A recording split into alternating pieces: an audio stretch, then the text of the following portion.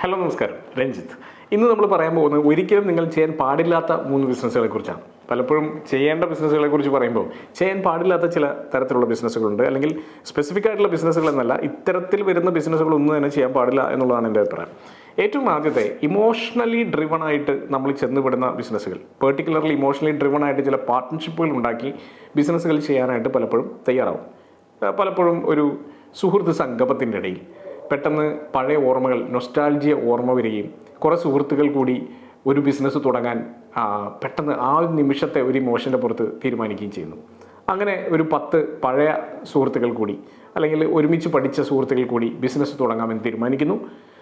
Business എന്തുമായിക്കൊള്ളട്ടെ, unless and otherwise അത്ര ഉറപ്പുള്ള ഒരു ബിസിനസ് അല്ലെങ്കിൽ ഒരു 90% ആ ബിസിനസ് പിന്നീട് വലിയ പ്രശ്നങ്ങൾ ഉണ്ടാകാൻ സാധ്യതയുണ്ട്.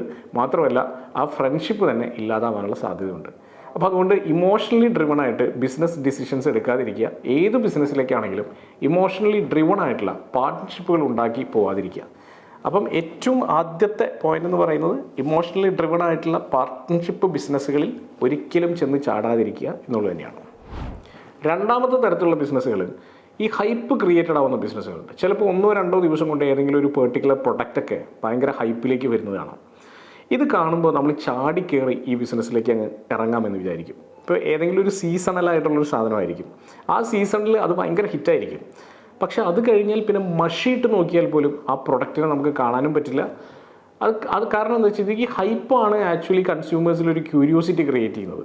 ഈ ഹൈപ്പ് ക്രിയേറ്റ് ചെയ്ത ആ ബ്രാൻഡ് ഒരു പക്ഷേ ആ മാർക്കറ്റിനെ കംപ്ലീറ്റ് എടുത്ത് പൂർണ്ണമായി ഉപയോഗിച്ച് കഴിഞ്ഞിട്ടുണ്ടാവും. പക്ഷേ ഇത് ഉപയോഗിക്കുന്ന സമയത്താണ് ബാക്കിയുള്ളവർ ഇത് കാണുമ്പോൾ ഇത് കൊള്ളാമല്ലോ എന്ന് തോന്നി ഇതിൻ്റെ ഫോളോവേഴ്സായിട്ട് പോകുന്നത്. അപ്പോൾ ഹൈപ്പ് ക്രിയേറ്റ് ചെയ്യുന്ന താൽക്കാലിക രീതിയിലുള്ള ബിസിനസ്സുകളിലും ഐഡിയകളിലും പ്രൊഡക്റ്റുകളിലും ബിസിനസ് ചെയ്യാതിരിക്കുന്നതാണ് നല്ലത്. ഒരു കാരണവശാലും ലോങ് ടേമിലേക്ക് നിങ്ങൾക്ക് നല്ല രീതിയിലുള്ള റിട്ടേൺസ് ലഭിക്കില്ല, ഉറപ്പാണ്. അടുത്ത മൂന്നാമത്തെ ടൈപ്പ് ബിസിനസ് എന്ന് പറയുന്നത് ലോ മാർജിൻ ബിസിനസ്സുകൾ. ബ്രാൻഡ് പുള്ളില്ലെങ്കിൽ ചെയ്യരുത്. അപ്പോൾ പലപ്പോഴും നിങ്ങൾ മോൾസിൽ പോയി കഴിഞ്ഞാൽ നിങ്ങൾ ശ്രദ്ധിച്ചിട്ടുണ്ടോ എന്ന് അറിയില്ല, എല്ലാം എസ്റ്റാബ്ലിഷ്ഡ് ആയിട്ടുള്ള ബ്രാൻഡ്സ് ആയിരിക്കും. എസ്റ്റാബ്ലിഷ്ഡ് ആയിട്ടുള്ള ബ്രാൻഡ്സിന് മോളിൽ വലിയ കോസ്റ്റ് ബെയർ ചെയ്തുകൊണ്ട് ഒരു പക്ഷേ അവിടെ ഒരു ഔട്ട്ലെറ്റ് ഇടാൻ സാധിച്ചേക്കാം.